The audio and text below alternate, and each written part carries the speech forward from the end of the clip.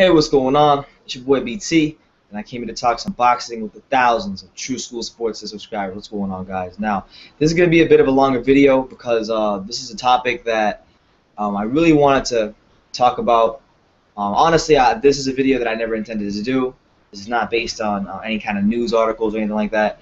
This is something that was sparked right after the fight between Andre Ward and Alexander Brand. I got upset about the performance.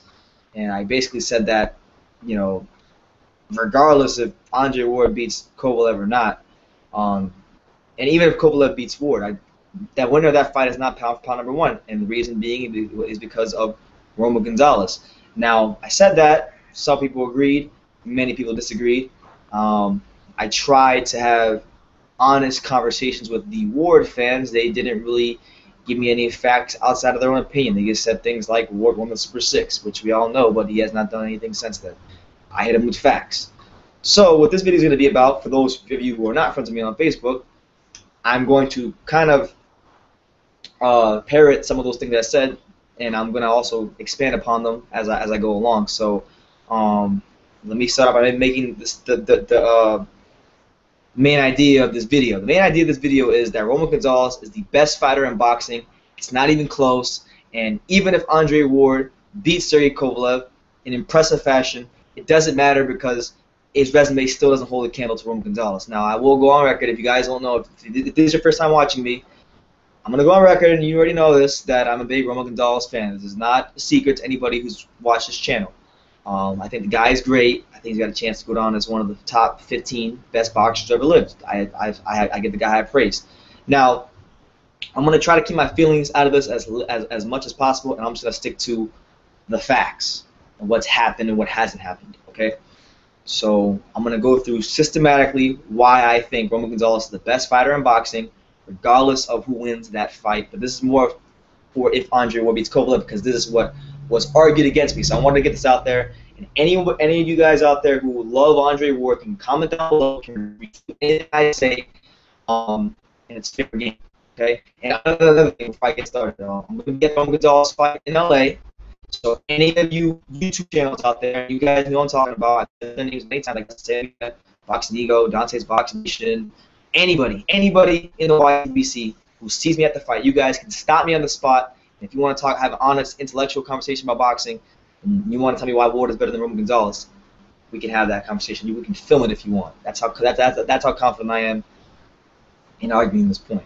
So with that being said, here is a lot of the reasons. Here's a couple of reasons why Roman Gonzalez's resume is better than Andre Ward's, regardless if he beats Kovalev. We'll start with bullet point number one. He has been active consistently throughout the course of his career. Now, we all know that Andre Ward has his promotional problems, but the level of activity that Roman Gonzalez has seen in his career is unmatched in boxing because, Ward has fought. This is the first time, 2016 against his two fights in 2016, which were against Barrera and Alexander Brand recently. It marks the first time since the Super 6 in 2012 that Ward has fought multiple times in the same year.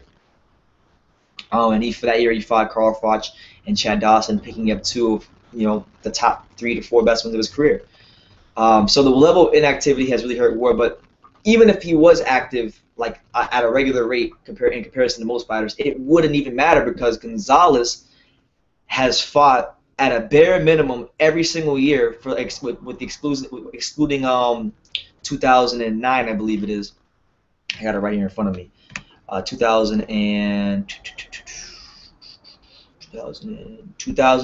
Yeah, 2009 only fought 2 times, and but that came after a year in 2008 in which he fought 6 times. He's fought 6 times in 1 year, multiple times in his career. So that being said, there's those 2 years. You have 2000. He fights usually anywhere from 4 to 6 times a year. That is a high level of activity, and obviously, not all those guys are killers, but there are some really great names sprinkled in there. So that's number one, the activity. You can go look up his resume, and you can go verify that for yourself. Bullet point number 2 is going to be the fact that the best win Roman Gonzalez has in his resume, the best fighter he beat, was a more dominant champion than the best fighter Andre Ward beat. And I'm referencing for the best fighter Roman Gonzalez beat on his resume was Juan Francisco Estrada. I'm referencing him. The best fighter on Ward's resume that I'm referencing is Carl Froch. Now, both of these guys are great, fighters, guys that were on the pound for pound list. Both of them would go on, both Estrada and Froch in their respective weight classes would go on to become unified champions. The difference between both Froch and Estrada is that Froch, as a unified champion, he defended his title multiple times, but he only defended it twice. Estrada, on the other hand, he defended his belt 5 times as a unified champion, and it's after beating Roman Gonzalez, the toughest fight of his career, he's gotten better and has made progression as a fighter. And many people believe, not me, but many people believe that Estrada can beat Roman Gonzalez. And I'll make another video on that later on as to why that will not happen. Okay, so you stay tuned for that. But yeah, the best champion, the best fighter on Roman's resume at his weight class is more dominant than the best fighter Andre Ward has beat. Now, I think we can all come to an agreement that Carl Froch is the best fighter Ward's beat, because I don't think there's anybody out there that's going to say Kessler or Arthur Abraham or Chad Dawson or guys of that nature were better than Carl Froch. Carl Froch, like I said, been on the pound for pound list. He defended that title 2 times against a very, very game, undefeated, confident George Groves. Okay, in the second fight, especially, Groves was boxing very well. He boxed very well in both fights. Honestly, if he never gets clipped those punches, he might have won one of those fights. So, with that being said, not an easy guy to beat, and but still not more. He was not more dominant than Juan Francisco Estrada, who has established himself as the second best flyweight in the world behind Gonzalez. Next bullet point as to why Roman Gonzalez is better than Andre Ward, even if he beats Kovalev. He never ducked anybody. Never ducked nor dodged anybody. He's beaten the #1 guy in every weight class he's been at. Ward, on the other hand, before the Super 6 started, and this is not something that I'm just pulling out of my behind. You guys can go look this up for yourself. There's clips of it on YouTube. If you comment down below and say, well, I can't find the damn clip, I'll show you the clips myself. I'll give you the link. Ward is on record saying before the Super 6 even started, before he won it, before he was the Super 6 champion and had all these great guys on his resume, he said that the winner of the tournament, so that's anybody, himself included, and anybody else in the tournament, that the winner of that tournament should fight Lucien Bute, who at the time was, I believe, the WBO champion, and had basically, I think he had like 6 or 7 title defenses against good opposition, and he didn't lose until he lost to Carl Froch. But Andre Ward said the winner of the Super 6 should fight Lucien Bute. For whatever reason, the fight never happened. So that is a duck, all right? If you say something like, if you make a statement like that, like, okay, if this happens, this person should fight this person, and you happen to be that person, and you don't fight that champion, that's a duck. Whether you think Andre Ward would have won that fight or not, that is a duck. Now, personally, I've said this, and when I was talking to Neil and Fernando, and I was schooling them on boxing tonight when they tried to come at me with that sideways with that weak stuff, I told them, I said, listen, I think if they would have fought, I think Andre Ward would have beat Lucien Bute. I think he would have been too skilled for him. Bute is a good, and at that time was a good puncher, but not really. I think Ward's roughhouse tactics, the way he was able to hit angles back then, he can't really do it like he can't really do that now like he did back then. I think that would have been the difference in the fight. But the fight never happened, so that's on Andre Ward. That's not on Bute. So that's another. So there's that. Roman, on the other hand, fought, the best guys in his division, guys who are fringe pound-for-pound fighters, and he's earned his spot as #1 in the sport. So there's that. Now, I made a statement, and I'm gonna give you facts behind the statement, because I would talk to Neil when I was talking to Neil and Fernando on Facebook, because they were the main ones who were sitting there arguing with me all night.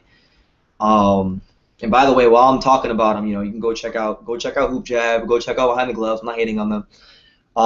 While they were talking to me about this whole, we had the back and forth, I made a statement. I said that, Roman Gonzalez, his win, forget everything else he's done. I said his win over Yutaka Nida is hands down better than anything Andre Ward has accomplished in his pro boxing career. Now, a lot of people don't know that name. Who the hell is Yutaka Nida? Well, Yutaka Nida was the #1 strawweight or minimum weight fighter in the world for 3 years. Well, #1 and #2, he kind of switched position in between that time. He was #1, #2, top 2 fighter for 3 years. He was #1 for 2 years, #2 for 1 year. So in that 3-year period, he was one of the guys, and he was the guy for multiple years in that division, and had made 7 title defenses against good opposition. He was 30 years old. Roman fought him. Roman was relatively young, hadn't had really any big fight experience. That was Roman's first big test.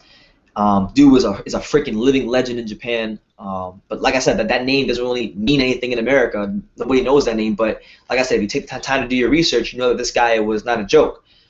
Roman fought this guy who had made 7 title defenses, was the #1 and #2 guy in that time period, and he didn't just beat him. He didn't just destroy him. He retired this dude. This guy got knocked out in 4 rounds, and he retired not too long after that fight. So with that being said, if Andre Ward, let's just say, if Andre Ward, let's say when he fought Carl Froch, because Carl Froch is a really good fighter.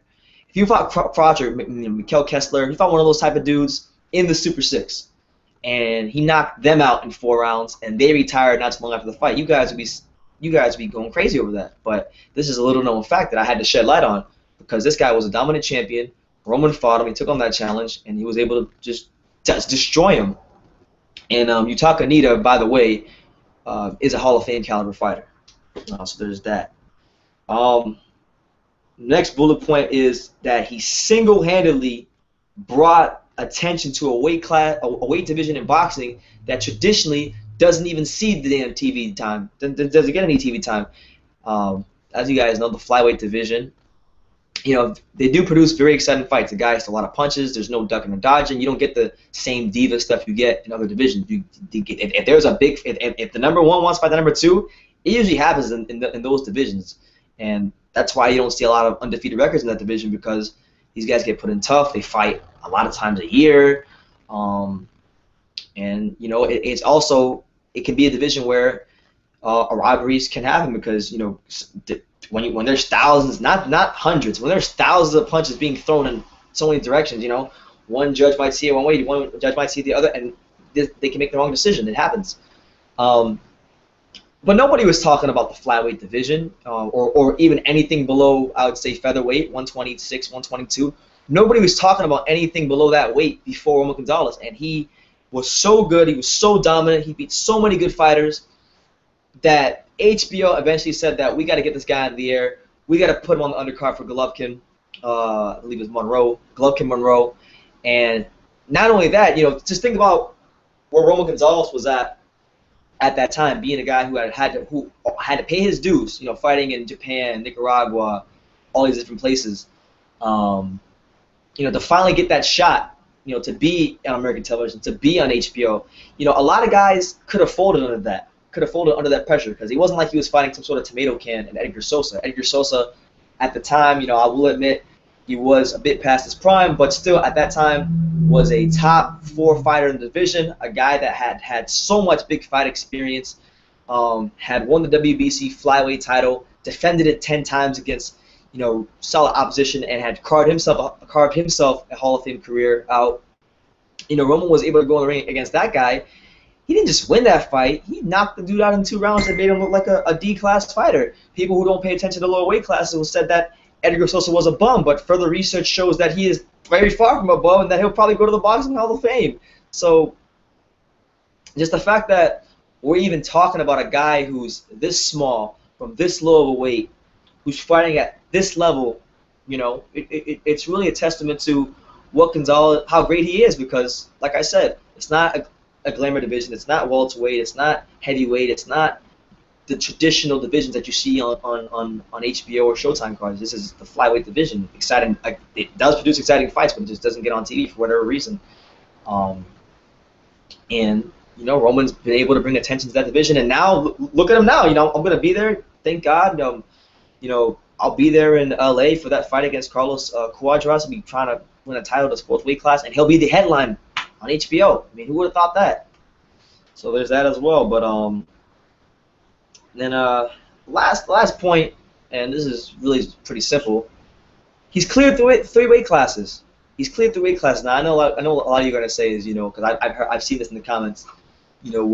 Well, that doesn't really mean anything because in the lower divisions, the difference between weight classes is only 3 pounds. But you can say that, but that's still a whole new pool of guys. It's still a whole new different crop of guys that you have to beat, and they all have different styles and they all present different challenges. So for him to, regardless of what the weight is, for him to still go to those weight classes and still, regardless of who's in the division, beat the #1 guy. If he does face a little bit of adversity, as he did against Estrada, as he did even in the Valoria fight for that little brief moment in time, he's still got to overcome adversity, and he was able to do that, make adjustments. So there's that, and those are some of the brief bullet points. But with Andre Ward, like I said, you can't take away the fact that he won the gold medal. Listen, winning a gold medal in the Olympics is probably harder to do than winning a world title in boxing. It definitely is. It definitely is. No doubt about it. So Andre Ward, his career, whether he does anything or not, after this point, it's been legitimized just off of that alone. So you can't take it away from him. He did beat pound-for-pound fighters. He did, carve out himself a really good career. He was very highly rated on the pound-for-pound list. He still is by some people, even if I think it's unjust. He still is. But with that being said, he just hasn't dominated at that level that Roman Gonzalez has been at. I mean, I mentioned the best fighter on Roman's resume, and I compared it to the best fighter on Andre's resume. The fact of the matter is, I can compare the 3rd or 4th best fighter on Roman's resume to the best fighter Andre beat, and it's still it could hold a candle, which gives credence to Roman and what he's doing.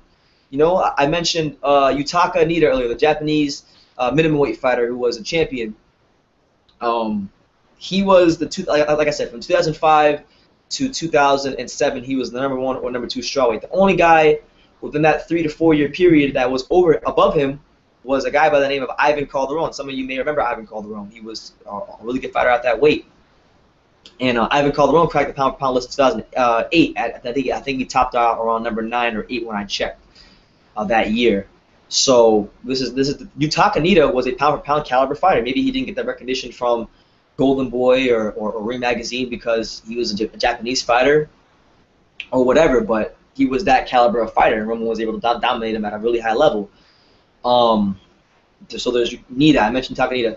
I mean, then I want to address this particular opponent Roman had, because when this fight happened, and this was the second fight for Roman in America, probably the biggest one out of all of them, I'd say, as far as the event and the venue, that being Brian Valoria, which was he fought on the Golovkin undercard, and you had channels like Dante's Boxing Nation, Boxing Ego, all these guys saying that who was Brian Valoria? That this is not a fair fight. This is a mismatch. This is this and this is that. Listen, let me tell you something about Brian Valoria.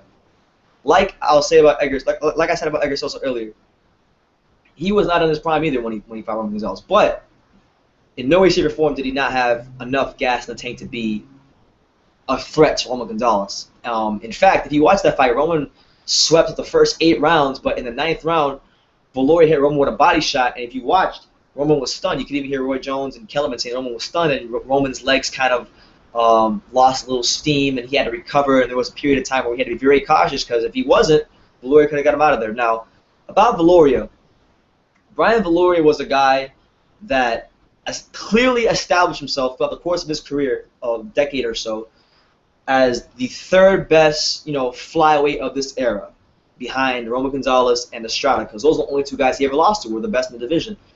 Outside of those 2 guys who are going to go to the Hall of Fame one day, he's better than everybody else. And I'll tell you how good Brian Viloria was if you don't know. Now, for those of you who don't follow the lower weight classes, Brian Viloria fought a guy by the name of Giovanni Segura. If you don't know who Giovanni Segura is, Giovanni Segura at that weight, at that particular weight, pound for pound, is one of the hardest punches in boxing. 76% knockout percentage. The guy is a threat to anybody who is in that division. Viloria fought Segura. Okay, Viloria fought Segura as an underdog that fight, and he beat him. He beat Segura, but coming into that fight, Segura was ranked number 9 pound for pound. Do you guys want to take a guess at who he was ranked ahead of? Who was number 10? It was Andre Ward. So Roman beat guys who were ahead of Andre Ward on the pound for pound list in his Super 6 days. So I mean, just do your research, guys.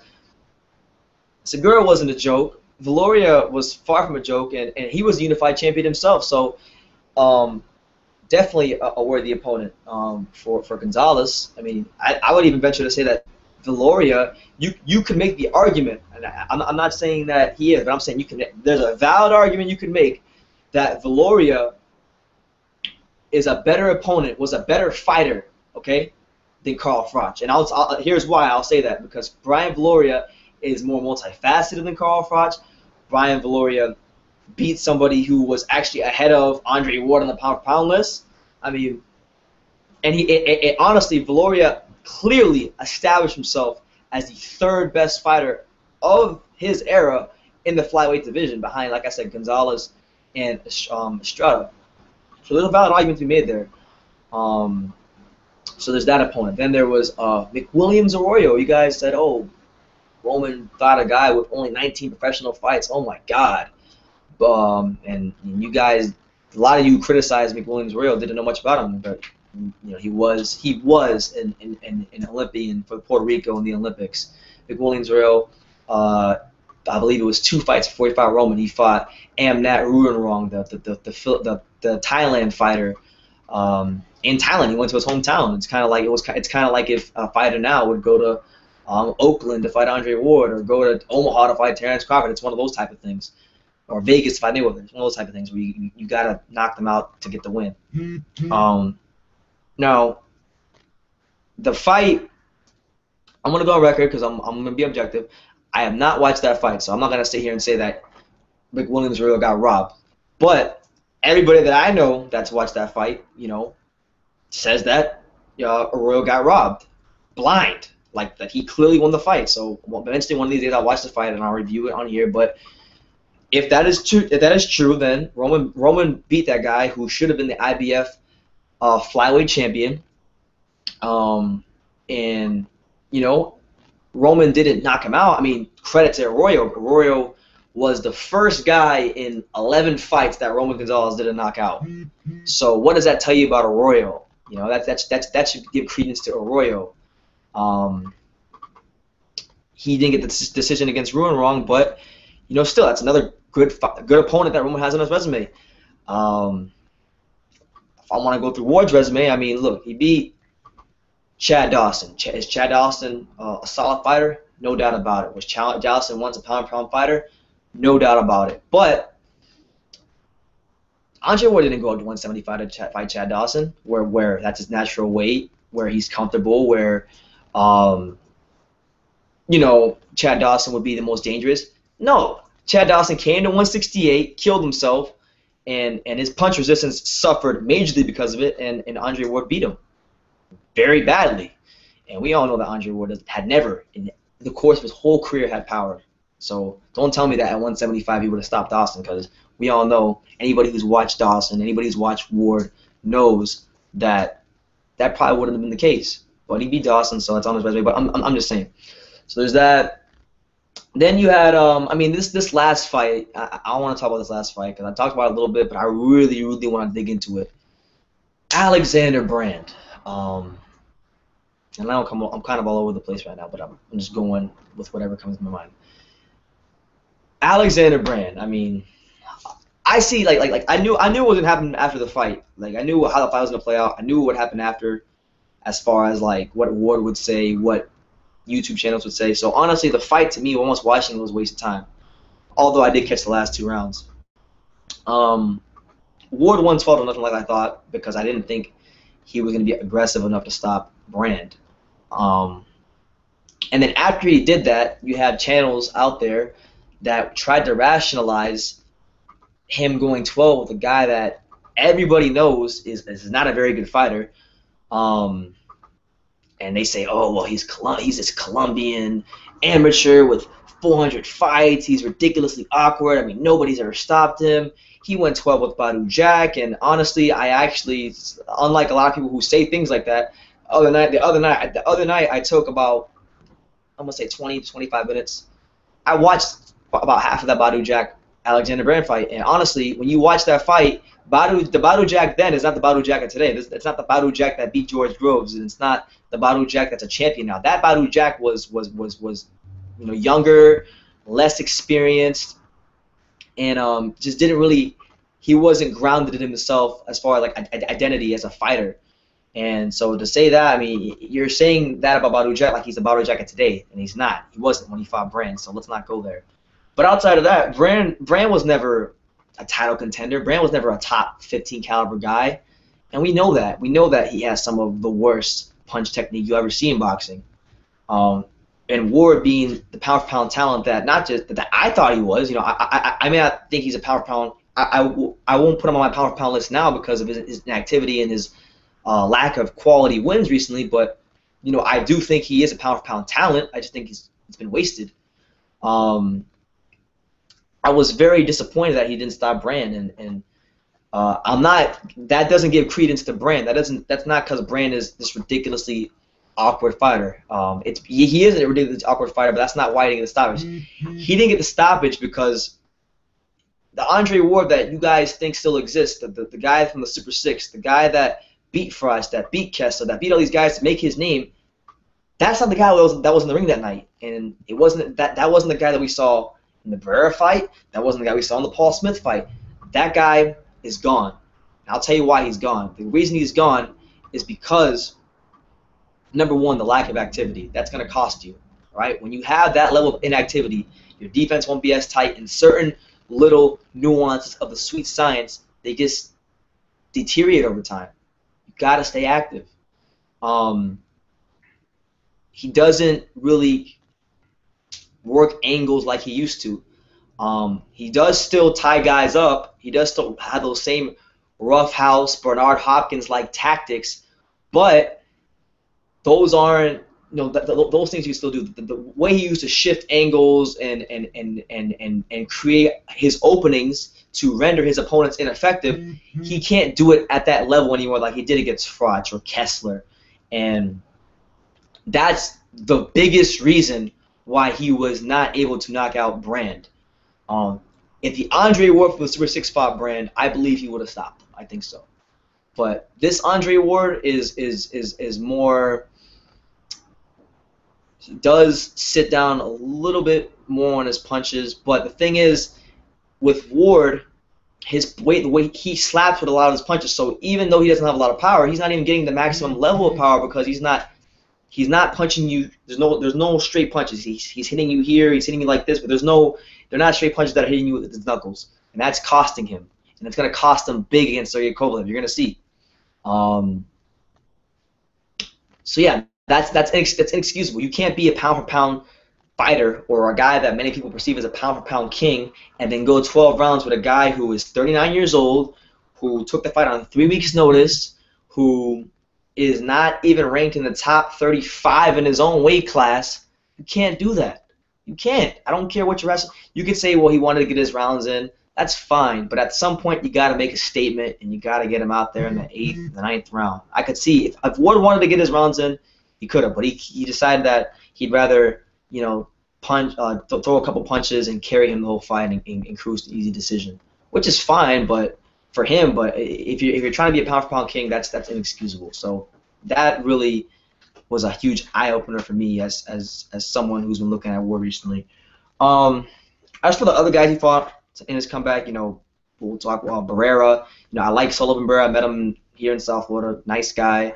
I even made videos about him how he switched trainers from Abel Sanchez. Now he's working with Derek Santos. A lot of you guys didn't know who Derek Santos was. I did know who Derek Santos was. I told you about Derek Santos. Derek Santos works with he's basically like John David Jackson's assistant.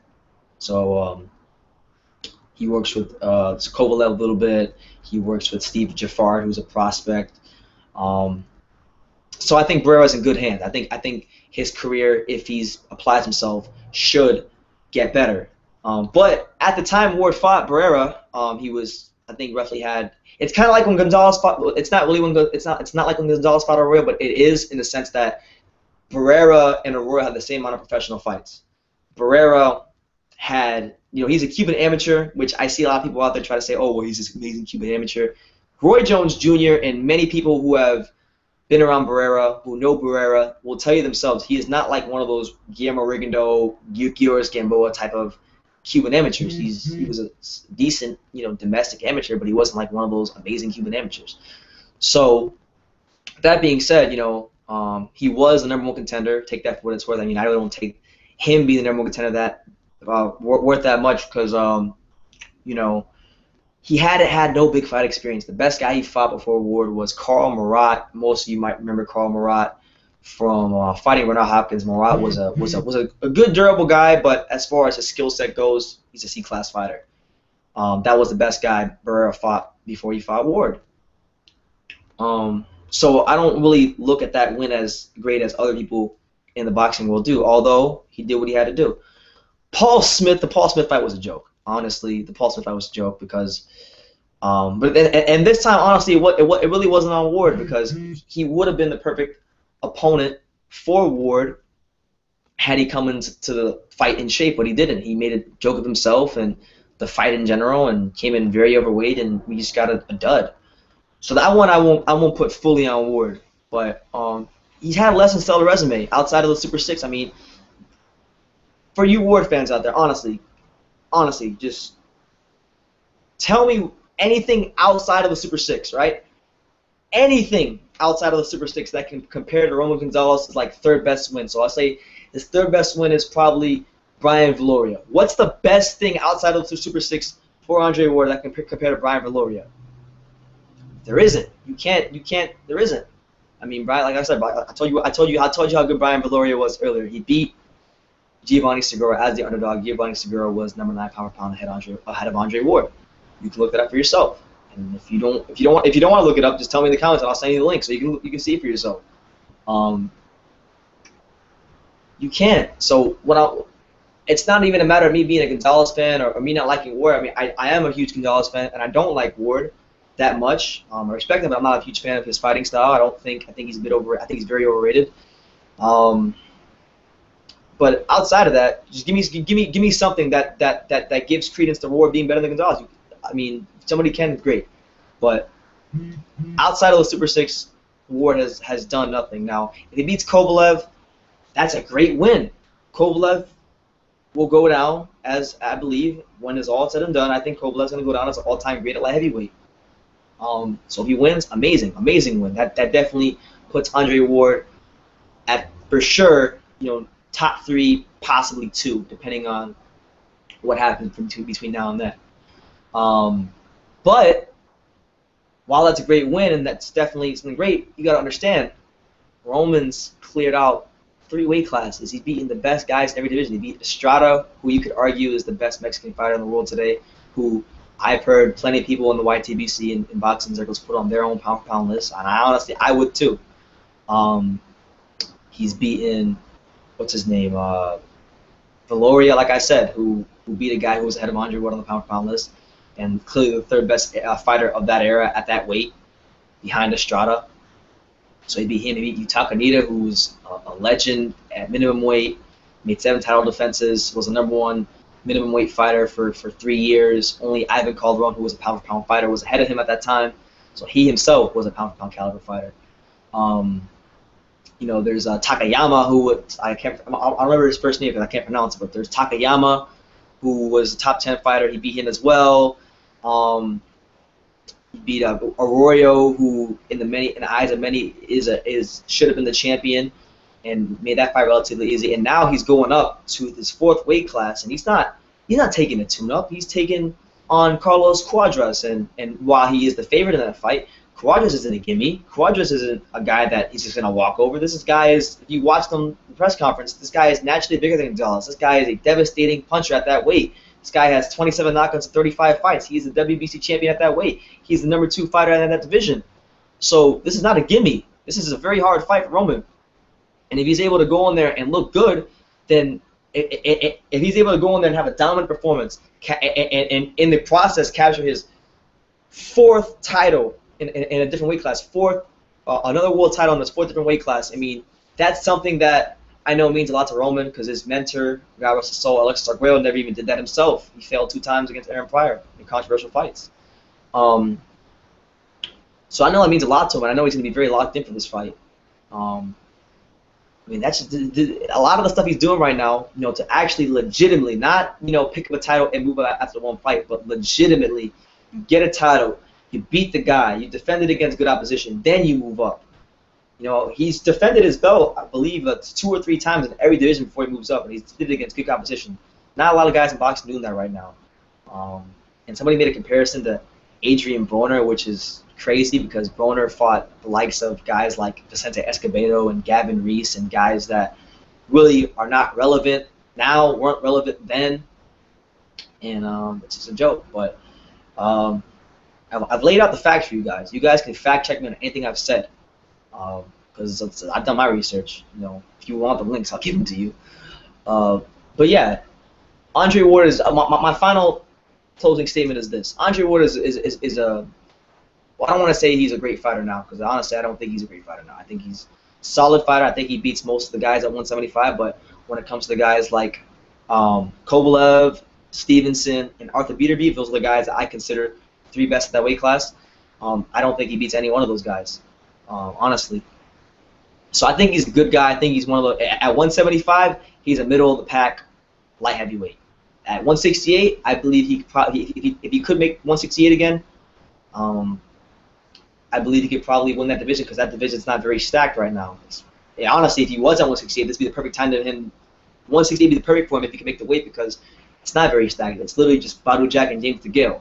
And I think he would rule that division as long as he wanted to if he could make the weight. But he's a good fighter.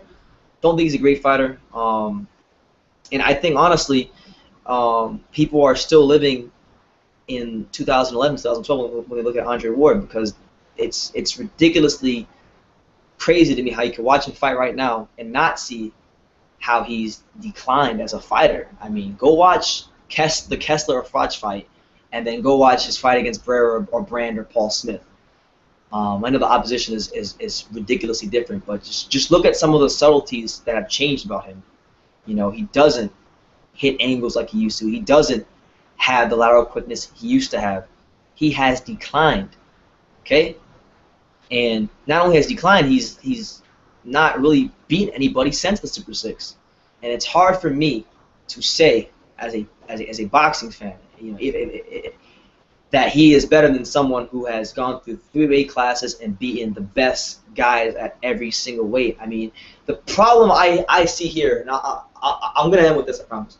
The problem I see with this Roman Gonzalez Andre Ward thing, and why people don't want to really embrace Gonzalez, is because he just, in the American consciousness of the boxing public, the American boxing public, he just entered our consciousness probably last summer for most people, and we didn't get to see him as a prospect. We didn't get to see him develop. So it's not like when we saw Andre Ward. We got to see Andre Ward in the Olympics. We saw Andre Ward as a prospect. We saw Andre Ward in the Super 6. We're seeing Andre Ward now, or even other guys like Golovkin or Terrence Crawford.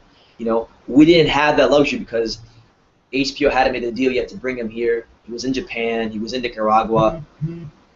So that's why I think the disconnect happens. That and the fact that his weight class is dominated by guys who, for the most part, aren't American. The lower weight classes are dominated by fighters from Mexico and Japan and other Latin countries.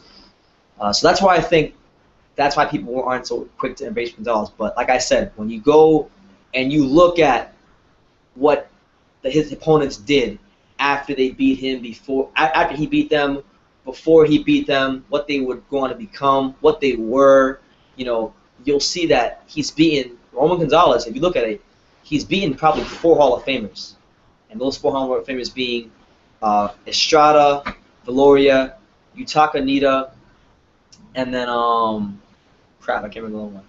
Taka, Valoria, Estrada, and then the other guy's name. Can't remember right now, but like 4 Hall of Famers at least. So yeah, I mean, Ward he beat Froch, and that's really the only Hall of Famer he has. I mean, Dawson's not a Hall of Famer, Cash is not a Hall of Famer. Good fighters in their time, but not Hall of Fame fighters. So that's what it is. So I laid it out for you guys. If you guys have anything you want to say, leave it in the comments down below. I mean, really, I don't know what you could say, outside of anything that pertains to the Super 6, because that's really where Andre Ward's career begins and ends, as far as like what he's done at the highest level. After that and before that, it's really just him either becoming a champion or him, trying to get back to what he was in the Super 6. So, his career is just one continuous oxymoron to me. But let me know what you guys think. Roman Gonzalez, why I think he's still going to be, why he still should be the pound for pound #1, even if Andre Ward beats Sergey Kovalev. But there you go, guys. Leave your comments down below. Take the time to subscribe, and you can love me or you can hate me, but I'm just a kid from Daniel. So until next time, take care, guys.